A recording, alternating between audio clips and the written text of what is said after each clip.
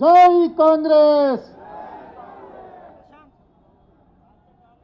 మిత్రులారా, ఈరోజు కాంగ్రెస్ పార్టీ ఆయుపట్టైన యువజన కాంగ్రెస్ తెలంగాణ రాష్ట్ర అధ్యక్షుడిగా ఎన్నికల్లో నెగ్గి ఈనాడు బాధ్యత స్వీకరిస్తున్న యువమిత్రుడు శివచరణ్ రెడ్డి గారి ప్రమాణ స్వీకార కార్యక్రమానికి 40 సంవత్సరాల క్రితం యూత్ కాంగ్రెస్ అధ్యక్షుడిగా పనిచేసిన పెద్దలు వి హనుమంతరావు గారు, యూనివర్సిటీ రాజకీయాలలో క్రియాశీలక పాత్ర పోషించిన పెద్దలు కేశవరావు గారు, అదేవిధంగా ఆనాడు నిజాం కళాశాల విద్యార్థి ఎన్నికలలో నెగ్గిన మాజీ పార్లమెంట్ సభ్యులు క్యాంపెయిన్ కమిటీ చైర్మన్ సోదరుడు మధు యాస్కి గారు, అదేవిధంగా రాజ్యసభ సభ్యులు మాజీ యువజన కాంగ్రెస్ అధ్యక్షుడు యువమిత్రుడు అనిల్ కుమార్ యాదవ్ గారు, మాజీ యువజన కాంగ్రెస్ అధ్యక్షుడు తెలంగాణ స్పోర్ట్స్ అథారిటీ చైర్మన్, అదేవిధంగా ఈరోజు వేదిక మీద వివిధ జిల్లాల అధ్యక్షులు, అదేవిధంగా రాష్ట్ర స్థాయిలో వివిధ బాధ్యతలకు ఎన్నికైన యువమిత్రులు, యూత్ కాంగ్రెస్ ఏఐసిసి ఇన్ఛార్జ్ నుంచి వచ్చిన వాళ్ళు,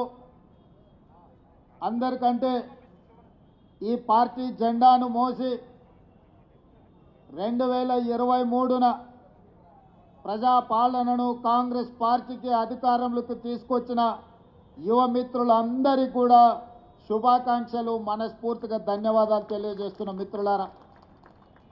మిత్రులారా, యూత్ కాంగ్రెస్కి ఎంత శక్తి ఉందంటే ఆనాడు హనుమంతరావు గారి యువజన కాంగ్రెస్లో పనిచేసిన చంద్రబాబు నాయుడు గారు కావచ్చు, చంద్రశేఖరరావు గారు కావచ్చు, రాష్ట్ర స్థాయి జాతీయ స్థాయి రాజకీయాలలో రాణించిందంటే యువజన కాంగ్రెస్లో వాళ్ళు పొందిన శిక్షణ, యువజన కాంగ్రెస్ ఇచ్చిన అవకాశాలు. ఈనాడు రాష్ట్రంలో సీనియర్ నాయకులు షబ్బీర్ అలీ గారు కావచ్చు, లేకపోతే ఈనాడు పిసిసి అధ్యక్షుడిగా ఉన్న మహేష్ కుమార్ గౌడ్ గారు కావచ్చు, లేదా మంత్రివర్గంలో ఉన్న మిత్రులు పొన్నం ప్రభాకర్ గారు కావచ్చు, ఈరోజు ఉప ముఖ్యమంత్రి బట్టి విక్రమార్క గారు కావచ్చు, అదేవిధంగా లోక్సభలో ఎన్నికైన చామల్ కిరణ్ రెడ్డి నుంచి మొదలు పెడితే చాలామంది యువజన కాంగ్రెస్లో కార్యకర్తలుగా తమ ప్రయాణాన్ని మొదలుపెట్టి ఈరోజు రాష్ట్ర స్థాయి జాతీయ స్థాయిలో వివిధ హోదాలలో రాణించారు. ఇవాళ అందుకే యువజన కాంగ్రెస్ మొదటి మెట్టు రాజకీయాలలో యువజన కాంగ్రెస్ నాయకులుగా ప్రజల దగ్గరికి వెళ్ళి విద్యార్థి యువజన సమస్యల మీద పోరాటం చేసి పేద ప్రజల యొక్క అభ్యున్నతికి ప్రజల దగ్గరికి వెళ్ళినప్పుడే రాజకీయాలలో రాణించడం జరుగుతుంది. ఈరోజు శివచరణ్ రెడ్డి వాళ్ళ తండ్రి జక్కిడి ప్రభాకర్ రెడ్డి గారు, ఆనాడు సుధీర్ కుమార్ గారు ఆనాటి యువజన కాంగ్రెస్ అధ్యక్షుడిగా ఒక గుర్తింపు పొందిన మాజీ కేంద్ర మంత్రివర్యులు శివశంకర్ గారి కుమారుడు సుధీర్ కుమార్ గారితో యువజన రాజకీయాలలో రాణించింది. రెండో తరం ఇప్పుడు శివచరణ్ రెడ్డి ఈరోజు మళ్ళీ యువజన కాంగ్రెస్ అధ్యక్షుడిగా బాధ్యతలు నెరవేర్చింది. మరి జక్కిడి ప్రభాకర్ రెడ్డి గారికి యువజన కాంగ్రెస్లో అయితే కాంగ్రెస్లో 40 సంవత్సరాలు పనిచేసినా కొన్ని అవకాశాలు అదృష్టం కలిసి రాలే. 90% శ్రమ ఉన్నా 10% అప్పుడప్పుడు అదృష్టం కూడా పనిచేయాలి. ఈ రెండు కలిసినప్పుడు తప్పకుండా పెద్ద హోదా రావడానికి ఉంటుంది. ఈరోజు జక్కిడి ప్రభాకర్ రెడ్డి గారికి రాని అవకాశాలు ప్రజా సమస్యల మీద పోరాటం చేస్తే శివచరణ్కు తప్పకుండా అవకాశాలు వస్తాయని చెప్పి తెలంగాణ రాష్ట్ర ముఖ్యమంత్రిగా నేను ఈరోజు చెప్పదలుచుకున్నా. ఈరోజు ఎన్ఎస్యుఐ రాష్ట్ర శాఖ అధ్యక్షుడిగా పనిచేసిన బల్మూరు వెంకట్ని ఎమ్మెల్సీగా ఏఐసిసి రాహుల్ గాంధీ గారు ఎన్ఎస్యుఐలో ఉన్నప్పుడు విద్యార్థి ఉద్యమాలలో ప్రజా సమస్యల మీద ఆనాటి ప్రభుత్వం మీద పోరాటాలు చేసి ఎన్నో కేసులు కట్టుకొని ఎన్నోసార్లు జైలుకి వెళ్ళాడు. ఆనాడు ఎన్ఎస్యుఐ బల్మూరు వెంకట్ టీం జైల్లో ఉంటే చెంచల్గూడ జైలుకి వెళ్ళి ఆ విద్యార్థి నాయకులను మన నాయకుడు రాహుల్ గాంధీ గారు పరామర్శించి మీకు అండగా పార్టీ నిలబడుతుంది, మీరు కొట్లాడండి, తప్పకుండా తెలంగాణ రాష్ట్రంలో ప్రభుత్వం ఏర్పాటు చేస్తాం, ఆ ప్రభుత్వంలో మీకు భాగస్వామ్యం ఉంటుంది అని మన నాయకుడు రాహుల్ గాంధీ గారు చెప్పింది. అదేవిధంగా యువజన కాంగ్రెస్ అధ్యక్షుడిగా వివిధ జిల్లాలలో ప్రజా సమస్యల మీద పోరాటం చేసిన అనిల్ కుమార్ యాదవ్ ఈరోజు రాజ్యసభ సభ్యుడైండు. అనిల్ కుమార్ యాదవ్ కూడా కలలో ఊహించలేదు ఇంత యంగ్ ఏజ్లో ఈరోజు రాజ్యసభ వచ్చి ఎక్కడైతే శ్రీమతి సోనియా గాంధీ గారు ఏఐసిసి అధ్యక్షుడు మల్లికార్జున్ ఖర్గే గారు చట్టసభలలో ఉన్నాడో ఈరోజు యూత్ కాంగ్రెస్ నాయకుడుగా అనిల్ కుమార్ యాదవ్ కూడా ఈరోజు రాజ్యసభ అవకాశం వచ్చింది అని అంటే యువజన కాంగ్రెస్ రాజకీయాలలో ప్రజా సమస్యల మీద పోరాటం చేయడం వల్లనే. అందుకే ఈరోజు ఇక్కడికి వచ్చిన యువజన కాంగ్రెస్ మిత్రులందరికీ నా సూచన ఒక్కటే, అవకాశాలు కొందరికి రావచ్చు, రాకపోవచ్చు, కానీ ప్రజా సమస్యల మీద పోరాటం చేయడం మానొద్దు. ఈనాడు మన ప్రభుత్వం ప్రజలు కోరుకున్నారు, మార్పు కావాలి, కాంగ్రెస్ రావాలి అని తండాలలో, గూడాలలో, మారుమూల పల్లెల్లో ప్రతి కాంగ్రెస్ పార్టీ కార్యకర్త, దళితులు, గిరిజనులు, ఆదివాసీలు, బలహీన వర్గాలు వీళ్ళందరూ కూడా కలిసికట్టుగా మూకుమ్మడిగా కాంగ్రెస్ పార్టీ జెండా మోసి భుజాలు కాయలు కాసినా కూడా జెండా వదలకుండా మొన్నటి ఎన్నికల్లో ఖచ్చితంగా నిలబడి కొట్లాడినారు. కాబట్టి ఈనాడు తెలంగాణ రాష్ట్రంలో మనం ప్రభుత్వాన్ని ఏర్పాటు చేసుకున్నాం. ఈ 14 నెలల్లో రైతు రుణమాఫీ 25,50,000 మందికి 21,000 కోట్ల రూపాయలు రైతు రుణమాఫీ చేసి దేశంలోనే ఏ రాష్ట్ర ప్రభుత్వం చేయనంత రుణమాఫీ ఈరోజు కాంగ్రెస్ పార్టీ తెలంగాణ రాష్ట్రంలో చేసింది. ఇదే కాదు, తెలంగాణ రాష్ట్ర ఉద్యమానికి ఆయువు పట్టైన నిరుద్యోగ సమస్య మొదటి సంవత్సరంలోనే 55,163 ప్రభుత్వ ఉద్యోగ ఖాళీలను భర్తీ చేసి ఈ దేశంలోనే తెలంగాణ రాష్ట్రం ప్రథమ స్థానంలో నిలబడ్డది ప్రభుత్వ ఉద్యోగాలు భర్తీ చేయడంలో. ఇదే కాదు, 500 రూపాయలకు సిలిండర్, 500 రూపాయల బోనస్ వరి ధాన్యానికి, అదేవిధంగా ఆర్టీసీ బస్సులో ఆడబిడ్డలకు ఉచిత ప్రయాణం, ఈనాడు ప్రతి పేదవాడికి రేషన్ కార్డు ఇవ్వాలని రైతు భరోసాలో భాగంగా సంవత్సరానికి 12,000 రూపాయల సంక్షేమ పథకాన్ని, అదేవిధంగా భూమి లేని నిరుపేదలకు కూడా సంవత్సరానికి 12,000 రూపాయలు పేదలకు ఇవ్వాలని ఇవాళ ఈ కార్యక్రమాలన్నీ ముందుకు తీసుకెళ్తున్నాం. పేదవాడి ఆత్మగౌరవం, ఇందిరమ్మ ఇల్లు 2004 నుంచి 2014 వరకు ఆనాడు డాక్టర్ వైఎస్ రాజశేఖర రెడ్డి, శ్రీమతి సోనియా గాంధీ గారి నేతృత్వంలో ప్రతి పేదవాడికి, ఇల్లు లేని వాడికి, ప్రతి ఒక్కడికి ఆనాడు ఇందిరమ్మ ఇల్లు 25 లక్షల పేదలకు ఇచ్చి ప్రతి పేదవాళ్ళకి ఇల్లు కట్టించాడు.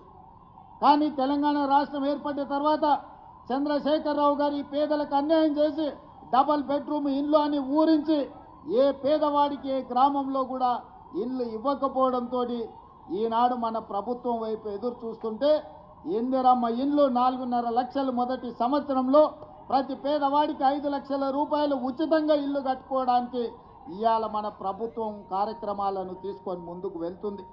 ఇదే కాదు, ఈరోజు పేదవాళ్ళని ఆదుకోవడానికి మన ప్రభుత్వం అమలు చేస్తున్న సంక్షేమ పథకాలని ప్రజల దగ్గరికి తీసుకెళ్లవలసిన బాధ్యత యూత్ కాంగ్రెస్ మీదనే ఉన్నది. ఇవాళ ప్రభుత్వం ఒక పక్కన పరిపాలన చేస్తూ ప్రజా సంక్షేమ పథకాలను అమలు చేస్తూ ప్రతిపక్షాలను తిప్పు కొడుతూ ముందుకు వెళ్తుంటే పరిపాలనలోనే మా సమయం ఎక్కువ కాలం గడిచిపోతుంది. ఈరోజు ప్రభుత్వం అమలు చేస్తున్న సంక్షేమ పథకాలను ప్రజలకు వివరించవలసిన బాధ్యత ఈ వేదిక మీద ఉన్న యువజన మిత్రుల మీదనే ఉన్నది. నాకు సంపూర్ణమైన విశ్వాసం ఉన్నది, ఈరోజు ప్రభుత్వం అమలు చేస్తున్న రైతు రుణమాఫీ కావచ్చు, ఇందిరమ్మ ఇండ్లు కావచ్చు, ఇందిరమ్మ ఆత్మీయ భరోసా కావచ్చు, ఆడబిడ్డలకు ఉచిత బస్సు ప్రయాణం కావచ్చు, రాజీవ్ ఆరోగ్యశ్రీలో 10 లక్షల రూపాయలు ఉచితంగా పేదవాళ్లకు అందించే సంక్షేమ కార్యక్రమం కావచ్చు. ఇవాళ ప్రతి సంక్షేమ కార్యక్రమాన్ని పేదల వద్దకు తీసుకెళ్లవలసిన బాధ్యత యువజన కాంగ్రెస్ మిత్రుల మీదనే ఉన్నది. ఈరోజు ఇక్కడికి వచ్చిన వేలాది మంది రేపు భవిష్యత్తులో తండాలలో గూడాలలో వెళ్ళాలి. రేపటి జరగబోయే స్థానిక సంస్థల ఎన్నికల్లో కష్టపడ్డ ప్రతి యువజన కాంగ్రెస్ మిత్రుడికి టికెట్లు ఇప్పించే విధంగా కాంగ్రెస్ పార్టీ అధ్యక్షుడితో నేను మాట్లాడతాను. ఆనాడు నేను అధ్యక్షుడిగా ఉన్నప్పుడు చెప్పిన ఫ్రంటల్ ఆర్గనైజేషన్స్ కానీ అనుబంధ విభాగాల అధ్యక్షులు తీసుకోమంటే చాలామంది అదేదో చిన్న చూపు చూసినట్టు మాకెందుకు ఈ పదవి అన్నట్టు కొంతమంది పక్కన పెట్టారు.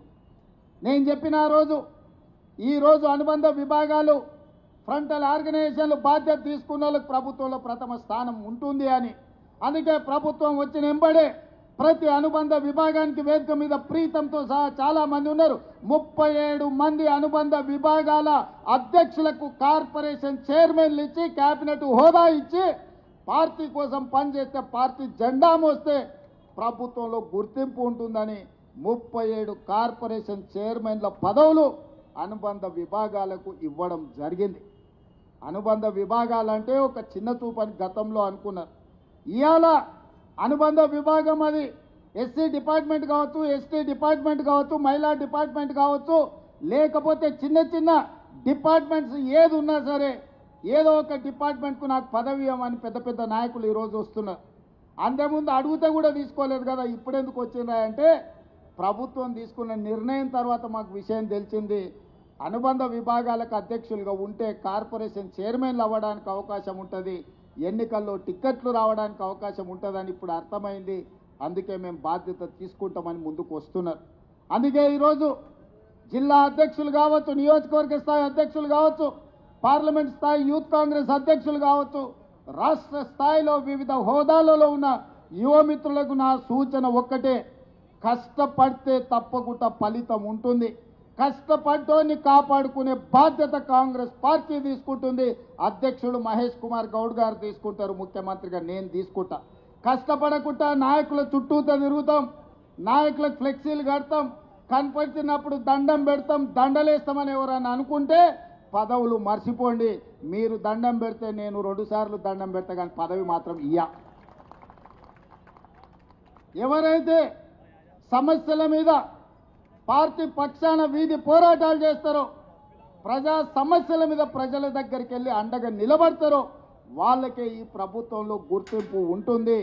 నాయకుడు నాకు తెలుసు కాబట్టి నాకు పదవి వస్తుంది, లేదంటే ఢిల్లీలో నాకు ఎవరో ఉన్నారు, ఢిల్లీ కోటాలో ఇక్కడ ఏదో వస్తుంది అని ఎవరన్నా అనుకుంటే అది భ్రమనే అని చెప్పి నేను ఈ సందర్భంగా స్పష్టంగా నేను చెప్పదలుచుకున్నా. ఢిల్లీ నుంచి కాదు, గల్లీ నుంచి రావాలి పైకి. ఢిల్లీ నుంచి పైనుంచి కిందకు వచ్చే పదవులు వచ్చే కాలం పోయింది. గల్లీలో పేదల మధ్య ఉండి పేదల సమస్యల మీద కొట్లాడిన వాళ్ళకి తప్పకుండా అవకాశం ఉంటుంది.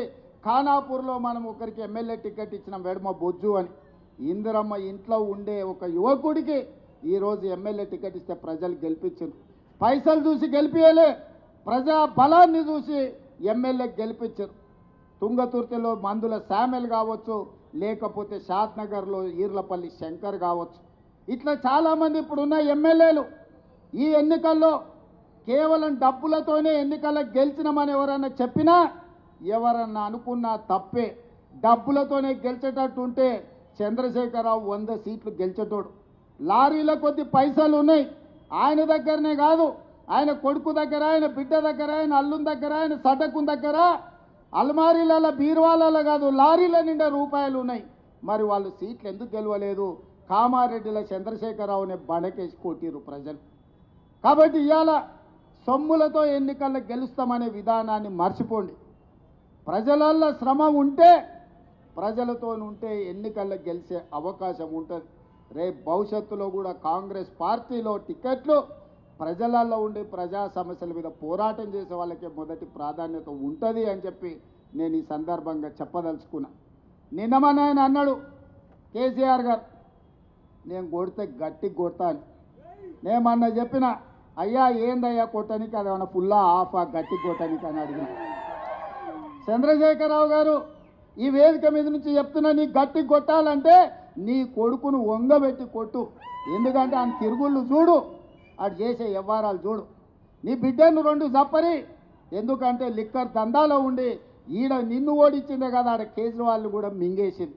నీ అల్లుడు భూదందాలు సప్పరి, నీ అల్లుని పట్టుకొని 4 గట్టిగా కొట్టు. వాళ్ళను కొడుకుని కొట్టు, అల్లుని కొట్టు, బిడ్డను కొట్టు, సడ్డకుని కొడుకుని కొట్టు, గట్టి కాదు కట్టె తీసుకొని కొట్టు. వీళ్ళు చేసిన దుర్మార్గాలు తెలంగాణ సమాజం చూసింది కాబట్టే నిన్ను గట్టిగా వంగబెట్టి కొట్టింది తెలంగాణ సమాజం అని చెప్పిన చంద్రశేఖరరావుకు ఆయనకు చెప్తున్నా. ఇక ఆయన ఊరిస్తున్నాడు, ఇక నేను వస్తున్నా బయటకి అని. అయ్యా నువ్వు బయటకు వచ్చినప్పుడు, నువ్వు కుర్చీలో ఉన్నప్పుడే మా యూత్ కాంగ్రెస్ కార్యకర్తలు నిన్ను బండకేసి కొట్టిరు. మళ్ళీ వచ్చేదేముంది? నువ్వు ముఖ్యమంత్రిగా ఉన్నప్పుడు, నీ పార్టీగా అధ్యక్షుడిగా ఉన్నప్పుడే మా యువజన కాంగ్రెస్ పిల్లలు నిన్ను బండకేసి కొట్టి ఓడగొట్టి ఇంట్లో ఊసబెట్టిరు. ఇవాళ ఇక కేటీఆర్ గారు ఊర్ల మీద తిరుగుతున్నాడు, కొత్త బిచ్చగాని పొద్దుగుర్తు తిరగడానికి. 10 ఏళ్ళ అధికారంలో ఉన్నాడు, డబుల్ బెడ్రూమ్ ఇల్లు ఇస్తాను ఇయ్యలే, ఇంటికో ఉద్యోగం ఇస్తాను ఇయ్యలే, దళితులకు 3 ఎకరాల భూమి ఇస్తాను ఇయ్యలే, డబుల్ బెడ్రూమ్ ఇల్లు ఇయ్యలే. ఇట్లా చెప్పుకుంటా పోతే 100 హామీలు ఉన్నాయి. 10 ఏళ్ళు అమలు చేయలేదు. 7 లక్షల కోట్ల రూపాయలు అప్పు తెచ్చాడు. 10 నెలలు కూడా కాలేదు, అప్పుడే బిచ్చగాని గంగిరెద్దులో సంక్రాంతి పూట గంగిరెద్దుల్లో వచ్చినట్టు ఊరు తిరుగుతున్నాడు. ఈ ప్రభుత్వం ఏం చేయలేదని. ఈ ప్రభుత్వం 5 ఏళ్ల కోసం ఎన్నికైంది. మొదటి సంవత్సరంలోనే 55,000 ప్రభుత్వ ఉద్యోగాలు ఈ ప్రభుత్వం ఇచ్చింది. మొదటి సంవత్సరంలోనే 25,50,000 మంది రైతులకు 21,000 కోట్ల రూపాయల రైతు రుణమాఫీ చేసింది.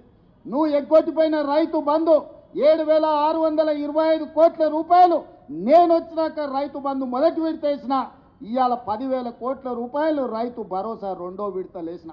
ఆడబిడ్డలకు బస్సు ఉచిత ప్రయాణం అన్నం ప్రతి నెల 400 కోట్లు, దాదాపుగా ఈ సంవత్సరంలో 4,000 కోట్లు ఆర్టీసీ కార్పొరేషన్కు చెల్లించి 120 కోట్ల మంది ఆడబిడ్డలు ఆర్టీసీ బస్సుల్లో ఉచితంగా ప్రయాణం చేసింది.